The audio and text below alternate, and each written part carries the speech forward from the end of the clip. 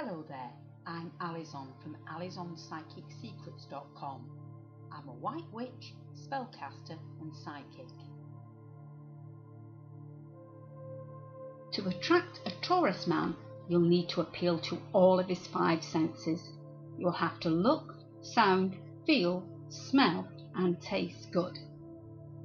Because Taurus men are ruled by the planet Venus that governs love and beauty, they are great admirers of all things beautiful and are very sensuous. Taurus men like comfort and like to feel comfortable at all times. Because of this, they are often reluctant to try adventurous, unusual or experimental things. Taurus men prefer really feminine women who pay attention to their makeup, hairstyles and dress sense. Don't expect to attract a Taurus man wearing jeans and t-shirt. They like their women to be strikingly beautiful, feminine and graceful.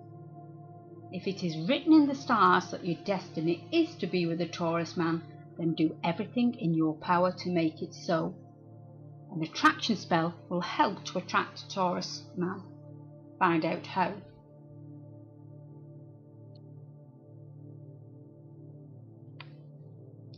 You can contact me at my website of AlisonPsychicSecrets.com by clicking the link just below this video.